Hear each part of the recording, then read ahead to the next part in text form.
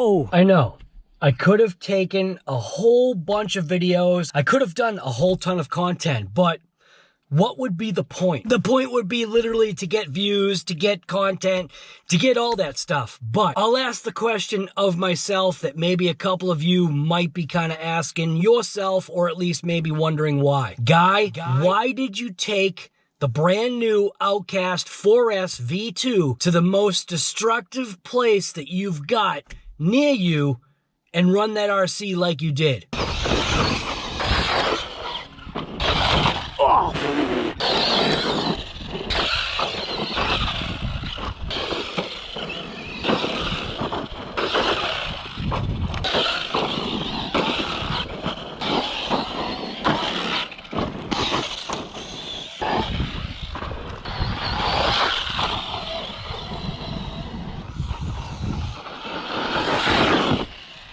Whoa!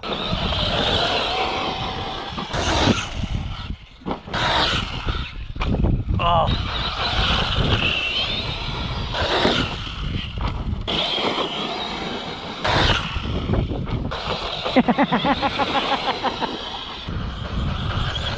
Oh no. All right, something's going on. We lost rear drive.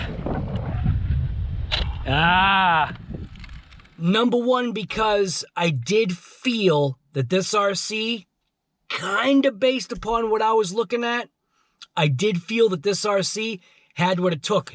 Now I'm going to tell you, the RC definitely has, I can't say that there's a different feel to it because I never had the 4S line of Outcast or Kraton. But I got to tell you, this Outcast with its wider footprint, just the way the thing runs, the way it climbed that hill, the way it jumped, it moves, it flies, it will do tricks, I can tell. I just didn't give it a chance. I like the way it flies. I really wondered to myself about that Kraton. What about that Kraton? Because the Kraton is longer. Same width, I believe, but longer. The unfortunate thing is obviously we got two issues. One issue is actually not an issue.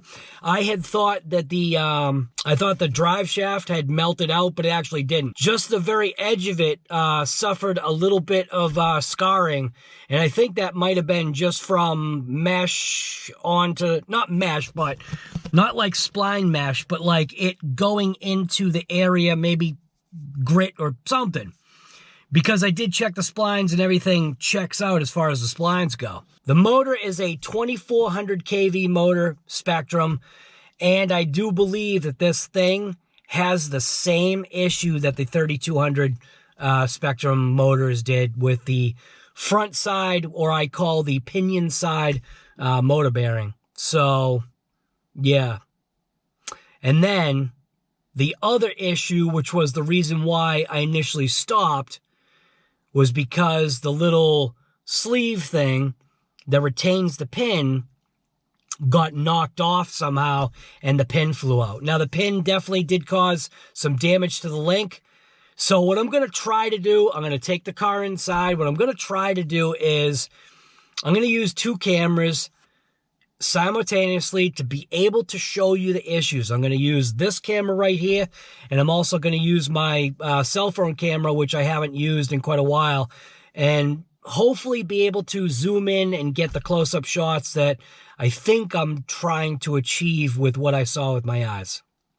So anyways, this is RC Guy Garage, and yes, the Outcast V2 does have issues.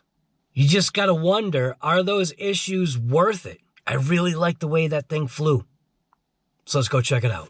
All right, so this is what we're working with here. So you can see we've got the motor out. The motor is actually experiencing a bearing failure in the front, I do believe. I don't believe it's rear. So what I'm going to do is I'm going to pull this motor apart, see what's going on here. It's obviously locked up. Not seized, but, well, yeah, actually this is kind of considered seized. There is a little bit of play, but that kind of is considered a seized motor. The spur itself does have a very odd shape to it, meaning it's gear, like it's tooth round, meaning like the tooth count, or the tooth, the external part of the gear and the internal part are, you know, in coordination with each other, but because the center part where the clutch pads are, it's slightly skewed off. So when you hold this unit together, and the reason why I know this is because I ended up fitting this motor in to the RC. This is a 2200 kV motor. This is a Hobao motor. I did end up fitting that in there. It does fit. I am going to run it with this 20-tooth pinion. Is that 20? Yeah, with this 21-tooth pinion gear that I have. The drive shaft itself really wasn't an issue. I thought that it had torn out, but in actuality what it is it's just the burrs that are on that section right there. But the spline piece here, everything goes in nice and tight, so we're not having an issue with that. I did not like the way the bearings slopped on the drive shaft, but it doesn't seem like it's a running issue. It may become eventually an issue because inside the truck is only held, or the bearing is only supported by one side, so the bearing is really allowed to flop around, but as it's running or spinning, it's probably not an issue. Drive shaft itself, it feels as though we've got some grit in there, and that's normal for what happened. The bearings themselves on here, so let's say the bearing that's on the motor plate itself, very fluid. The bearing that is still on the slipper clutch here, very fluid, just needs to be kind of like cleaned off a little bit, and maybe like I'd say a touch of oil, but you kind of can't do that. These are sealed bearings. Not knowing what the quality of the sealedness of the bearing is, but you can see where the oil or the residue stuck around. This is all technically gear. So what had happened with the rear here, pull the body off. So obviously I had noticed an issue. Let's pull this away. Obviously I had noticed an issue here. So if you look right inside there, you can see that there's a misalignment.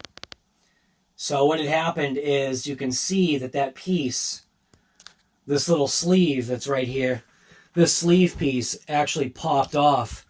So what could have happened is something could have jammed in there and kind of pushed this sleeve off.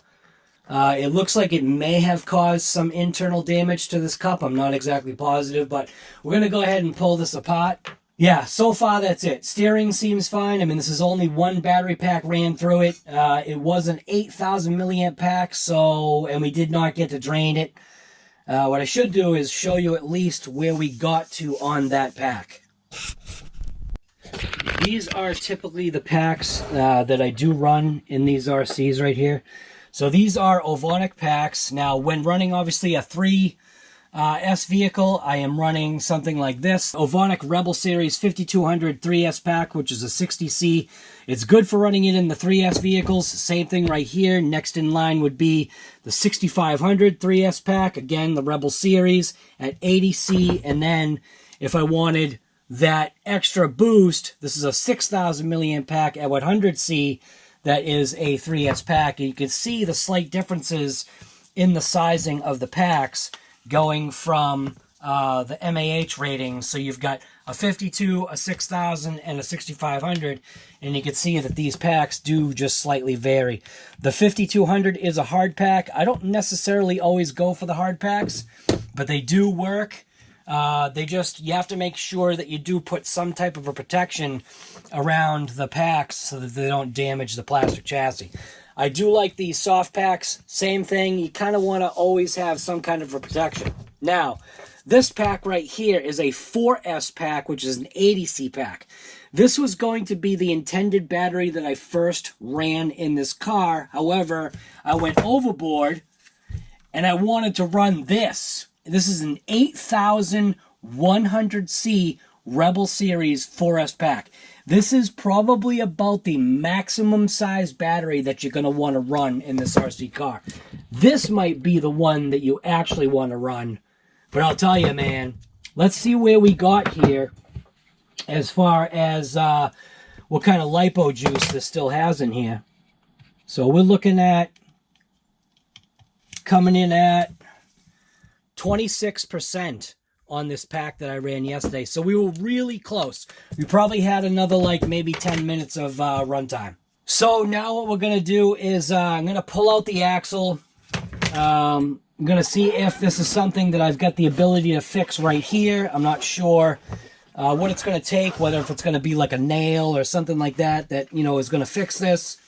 This RC did come with a different style pistol grip kind of wrench looking thing. But I'm just going to use my regular deal that I always use, which is this setup. This does have 17mm hexes, so we're going to go ahead and blast this wheel off.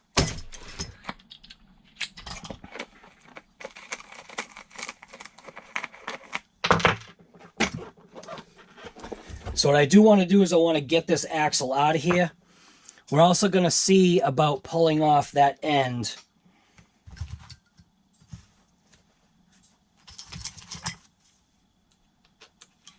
So I'm just going to release the top link, pull that out, and then go after the hex piece here, which is I think a 1.5. So let's see. Just so I can go ahead and pop that pin out of there.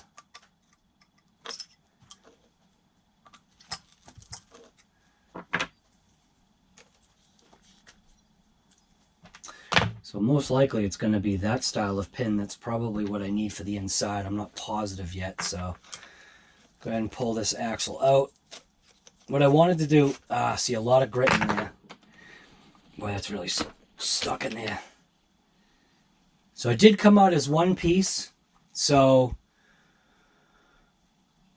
technically this is the piece, this little band. This little band is what is getting nailed, and if you look closely you can see there's some markings on there where that band may have gotten tagged on the inside. You can see a lot of junk got stuck in there.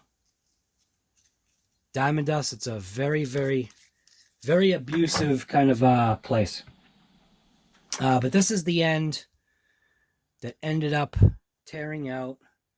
So let's see if the pin broke or if it ripped out completely. I'm guessing that it fell out completely. Yeah. So that is exactly what happened. So the pin fell out completely, and it looks like it seems like it's a different size pin. Yep. So it's either a different size pin. Yeah, kind of seems it. So with the construction of this is obviously a pressed steel end going into plastic. I'm not sure if this is splined. It does look like it has a little keyway kind of thing looking there, but it could be just the overlap of the plastic. These are clocked axles. That'll clean up really easy. I do like the fact that at least going this way, it's not reversed like this. So I know that some axles end up going this way.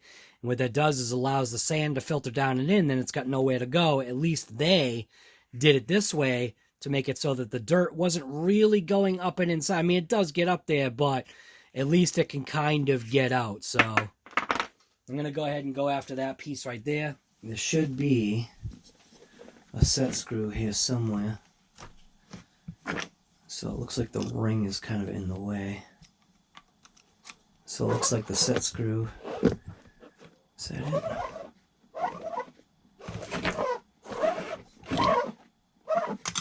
Huh.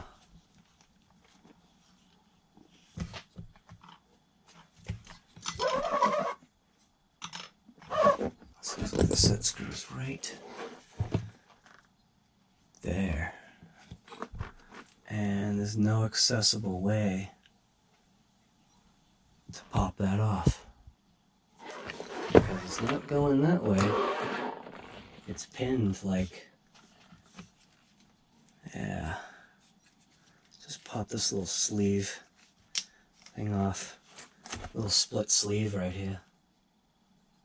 So, So get that sleeve off. Obviously we need this piece. I'm going to go ahead and pop off the other side as well, because I'm going to need to see what the pin size is going in there to see if it's an actual hex pin or if it's something else. So the unfortunate thing is it looks like I've got to take off the well, it's kind of funny the way that is. I think I might need to look at it a little bit off camera here so I can see visually if there's a way to get in there. Yeah, there's no way to get in there. Oh, that's odd. It's odd. See, you would think that there would be a way to get to the screw. So it looks like we did get some cup damage right there from where the pin eventually came out of this side. Yeah. And there's no way. There's no way to get to that. Alright, so we got to take the...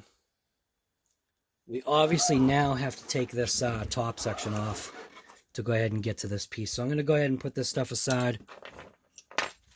The link itself, if you look right inside there, look right inside of there, you can see the damage from where the pin was flapping around.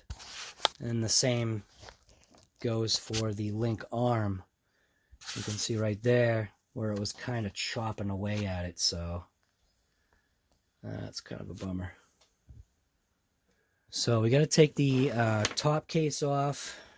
The screw on the bottom section of the bumper can come off, and then that case piece, once we pull the other screws off, that case piece will kind of come off. So, and I also am noticing the two edges here kind of pulled up. They're not fitting down and in like the front there. So we got to see what's going on there. And because we're splitting the case, so what I do want to see is, does this flop out like the other one, or is there... Okay, so there's two screws right in the back side there. It's alright. So we get the one long screw. So 4 screws just to get to that plate. And that should pull away. Or what I may have to do is, like I was saying, take that one screw out so I can pull that piece off. So we'll go after it from this end. It's almost like a hinge pin style. Now that should pop right off. Provided I got all the screws out, right? Why aren't you popping off? Oh, it's acting like it's stuck. Why is it stuck? Oh, is the sway bar attached to it? Oh, the sway bar is attached to it. All right. So the sway bar is attached to that little section right there. So I'm going to go ahead and pop off the sway bar. That might not be the way to go. It's coming right up to the chassis. Look at that. Yeah, it's right up to the chassis. Can't get it off that way. I'm going to have to pop it off this way.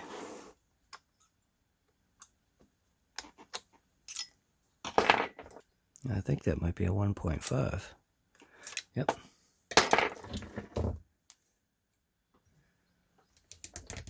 So that is the 1.5. Boy, I don't know if I like that. It's a little set screw right there.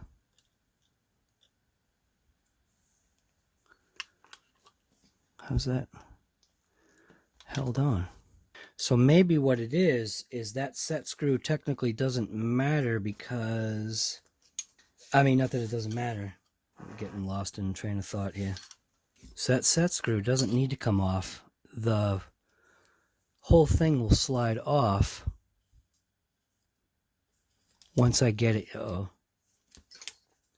Once I get it into position. God, this strip out fast. So what it is release that screw, release this other screw,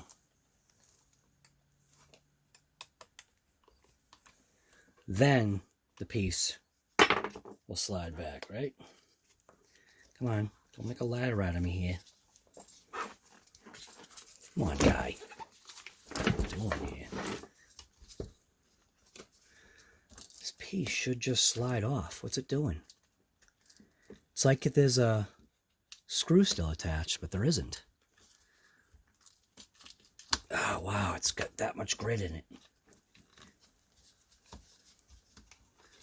Got part of it off. Yeah, that sway bar's kind of in the way, man. That's interesting. I got the sway bar off on one side. I might not have it. Oh, it's undone.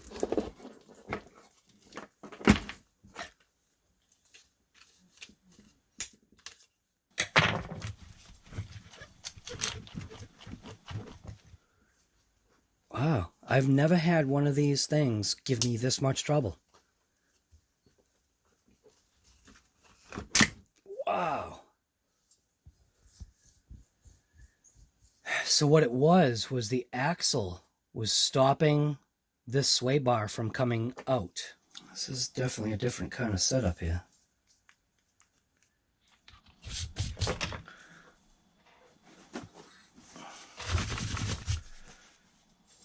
All right. So I kind of didn't even need to take that off. But I did want to see why it seemed like it was kicking up. So taking that off, I don't see anything that was maybe causing this to be kicked up like that. Other than the plastic itself just being super flexible. So it looks like there are different screws that hold this little brace on. All right, so I'm going to go ahead and go after these two long screws here. We'll get a look at the diffs, obviously. Or at least the diff. See what we're looking at. Pieces, parts, falling all over the place. All right, so I want to pop one shock off so I can get it to flop over, and I'll do this side because that's the side I took the axle out of. All right. Now this should just lift up and flop out of the way.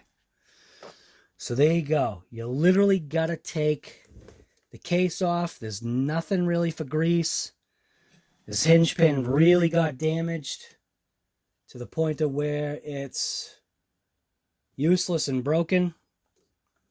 So you can see that piece right there.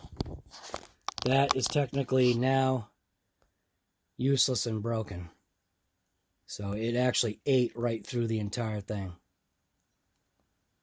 So you can see it actually ate right through it. Look at that. All right.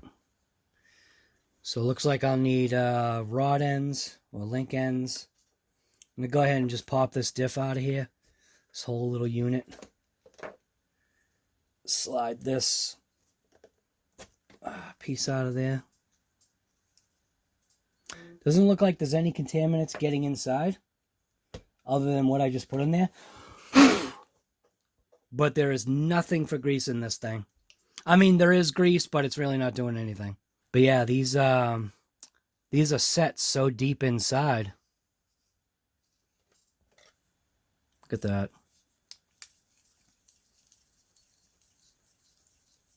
Let's see what this is. Is this a pin or a set screw? So it's one set screw. And only one set screw. All right. So get a look at this piece here. You can see where we had some damage right there.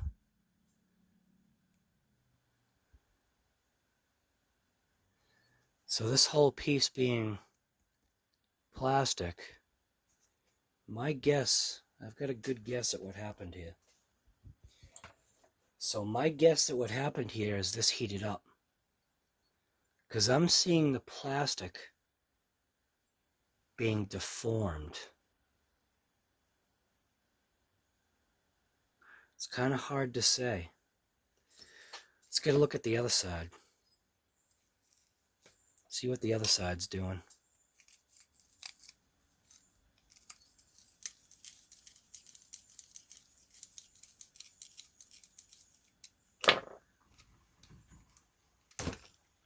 So I'm going to go ahead and wrap a paper towel on this, just to keep it free of dirt, kind of, sort of. So getting a look at this piece, I'm going to pop this ring off and see what's going on here. You can see there's a lot of scarring on that piece, but what I want to see is I want to see if this is deforming. But I'm going to take this little band off, because what I'm not liking that I'm seeing is I'm seeing that the possibility that this band is getting pushed out by the pin. And this is actually looks deformed. Yeah, this looks deformed. Like heat-wise deformed. And seeing that this pin hasn't popped out, let's see if this is doing that same thing. See if it's getting like that heat deformation.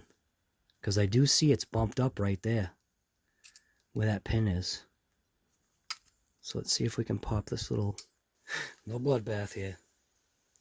Promise. Trust me, I don't want no bloodbath. Yeah, kind of going the wrong way, but... We'll get this off. So there's a lot of garbage that's in there, but let's see what's going on there.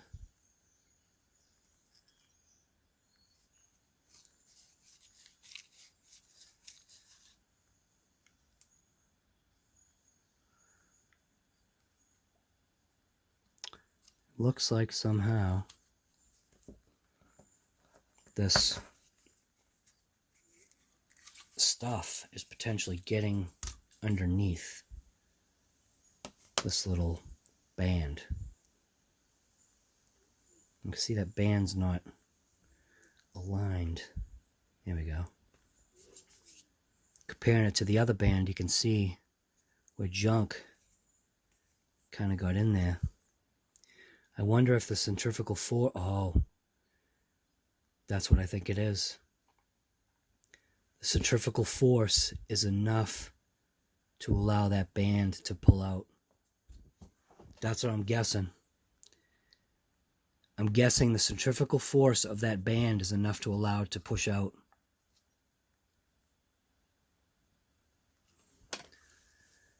So I can pop this pin out.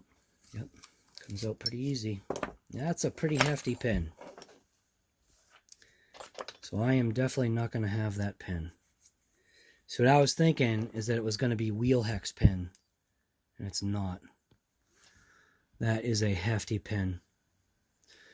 So what I may have to do is either cut down a screw or find a nail. You know, zip ties, duct tape, and $5. All right, I'm going to find something that I can cut and hopefully fit in there. So the pin on this is essentially a 3mm pin.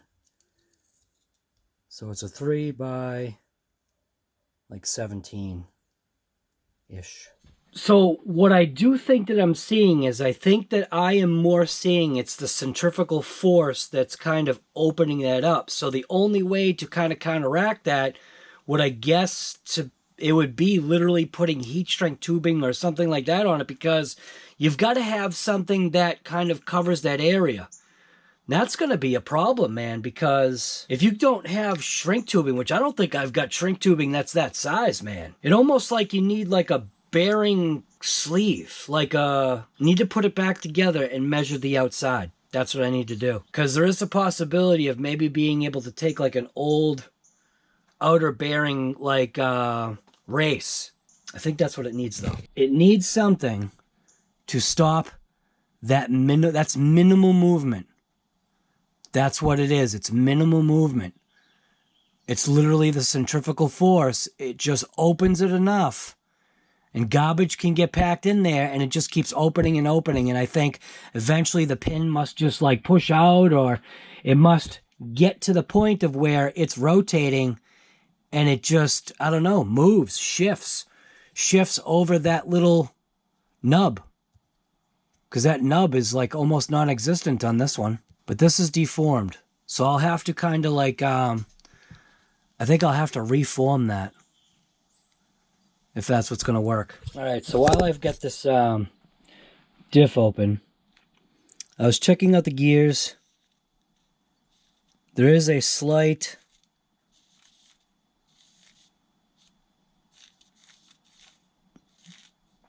it's like a slight warpage with the gear, but it's just it'll wear into itself, but there's a very slight warpage. So what I'm going to do is I'm going to pull this case apart. It's only 2 screws, one on this side and then one on the opposite side. Pull the case apart. I got stacked layers of $1 bills here, but I did find a suitable replacement for a pin. It's only a 3mm pin.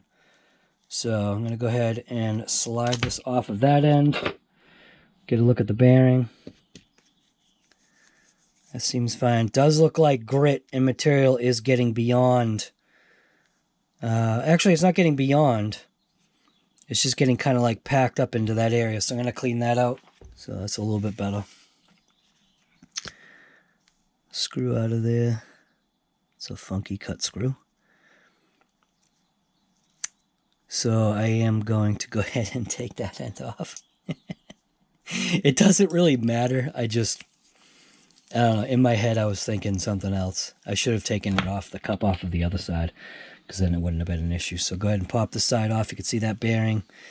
It's kind of on there. I'm going to go ahead and clean it off best I can. And I'm going to go ahead and pop open this diff. So get a look inside of here and see how this is looking in here. So what I should have done is I should have checked to see if it was seated properly. Which it probably is. It's probably just that mold process of how they do these types of gears, because these are the powdered gears. It's not that it's a bad thing. It's really not a bad thing. These aren't junk gears. They're still metal gears. But you're not getting like a sintered gear or something like that, and you shouldn't even expect that at this price point anyway. So let's just kind of just pop this open, see what we're looking at in here. Looks like the gasket is partially coming. Now what I don't want to do. Alright. Sufficiently lubed. I'm actually happy with what I see for lubrication in there. That is very sufficiently lubed. You don't want too much. It's just like a regular rear end. You're only supposed to put in just so much fluid. You overfill it and it causes issues, namely heating issues. So I'm going to go ahead and just give these a couple tweaks. Now I'll just grab my hand driver, check it. Make sure they all have about the same kind of squeak to it. That feels good. So, bearing feels good. That bearing's dirty. Alright, we got a fresh battery in the GoPro. What I wanted to do is I just wanted to get a good look at this gear. All nice metal gear. Bearing feels mint. You can see the bearing is sliding around on that a little bit, which is fine. Just feeling for grit, making sure there's no grit. I don't want to introduce grit into there. Looking at the gear itself, the gear's looking good. You can see that it's got good mesh contact. It's relatively flat, it looks like, across. I'm not feeling any, nothing's catching like my thumbnail. So I'm going to go ahead and reassemble some stuff here. And I am going to do something that I don't normally do. I'm going to put a little bit of smear of grease right there little bit of smear. This grease is not for everyone. This is just the grease that I use. So there'll be a cleanup process with this. So I'm going to go like that. Smear that inside. Like that. I'll set this down into its little cavity. Right there. Feels good. Don't have to worry about cleaning this up too much except for the input gear itself, the actual spline. Yeah. So look at that. They make it so you can't be dumb. They make it so you can't be dumb. See, what they do is they have a little, there's a little notch on there so that you know which way you're putting this together. That. It's pretty slick. So it actually seems like, trying to see if the gear is still kind of warped or not. It kind of doesn't seem like it is. I wonder if it's a little something right there. Yeah, it's still there. It's still existing. So, let's keep an eye on that. Oop, crap.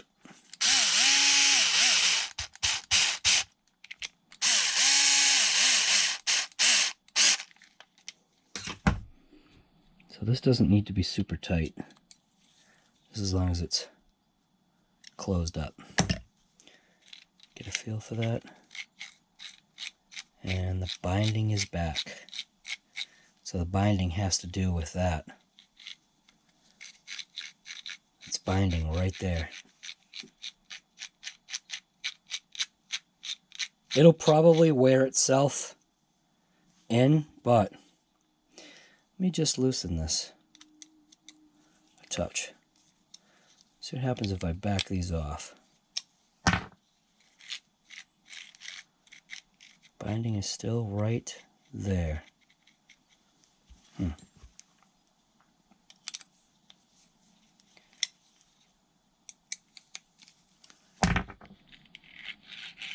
Now the binding's gone. So this case obviously applies a little bit of extra force on there. So what I'm doing right now is I'm just checking to see what it feels like. So the case is applying a little bit of extra force.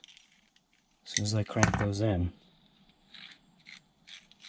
it's back right there. Well, I think that's something that is just going to have to live with. I wonder if the metal case does the same thing. It's right there.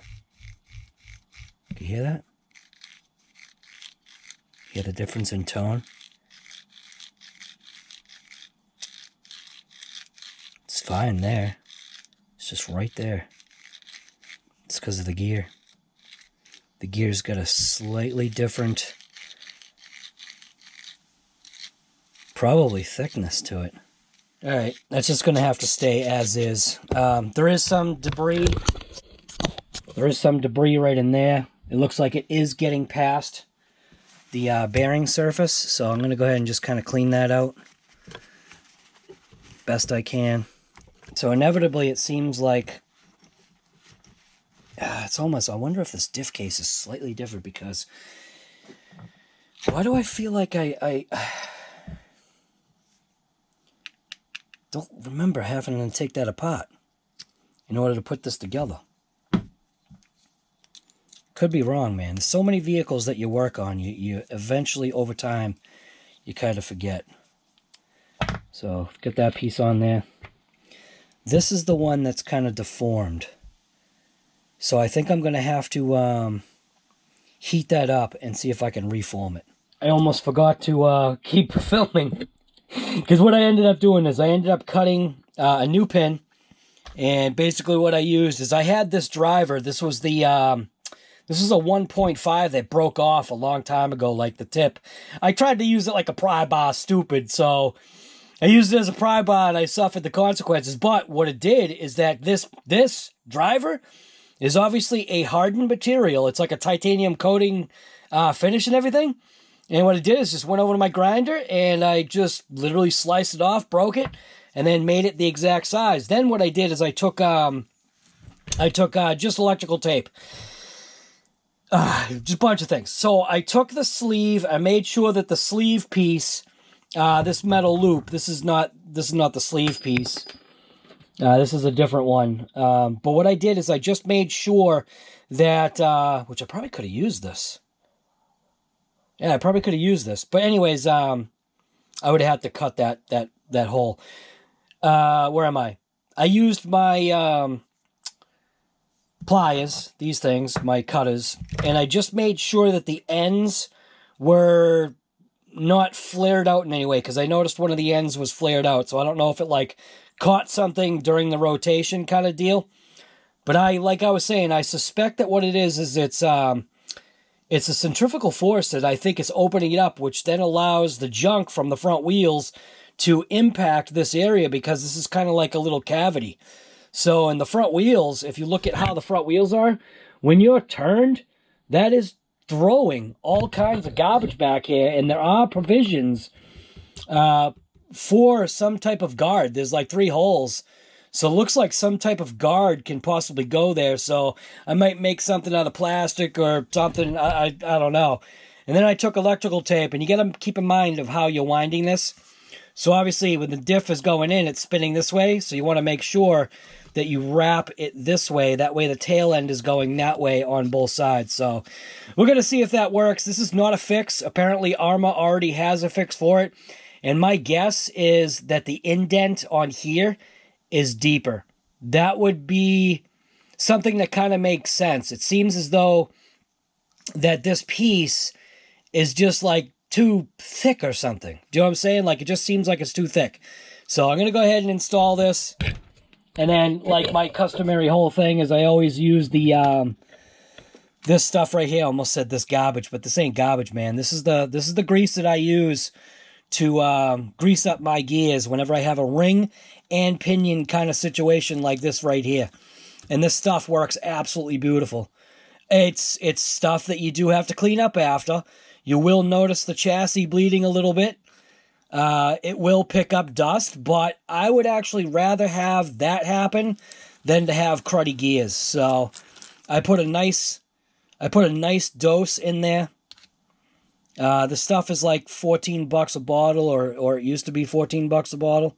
And I think it's definitely worth it. So that's the route that I'm going. That's what I always do. Like I said, ring and pinion. Every ring and pinion that I get, I've been doing this to it, and it's awesome. So I'm going to try a different thing when it comes to a speed car. I've got something in mind that I want to try. So, and I figured probably the Vendetta. But see how that coats? Look at that. And then what will happen, right, is when it slams, it'll pull, and then the gear will pick it right back up. Look at that. Ah, that stuff looks mint. That's the way you want it. Or at least that's the way I want it. Yeah, I'm actually gonna have to undo that link right there. So I'll be back once this thing is all together. It is unfortunate if this is the route that this is going with the 2400 kV SPEKTRUM. What is it called? So it's the 2400 kV SPEKTRUM SPM XSM 2100, this motor right here. This is the motor that comes in at least the Outcast version of the 4S line V2 from Arrma. So yeah, what we're going to do right now is we're going to check into this motor and see if it's salvageable. There are times when, if you caught it quick enough, that it is a salvageable situation. And I don't know if this thing is in the way. It is a salvageable situation. It does take a bearing, or if you're within the warranty process period, if you're within that time frame, that's what the warranty that you pay for, you already pay for the warranty. So that's what the warranty is there for. This is technically not one pack. So this RC car gets a team, not one pack sticker, man. I'm telling you right now, that is a coveted sticker to have. Might want to think about getting yourself a shirt, a keychain, or coaster. I don't know, man. Get yourself some stickers. The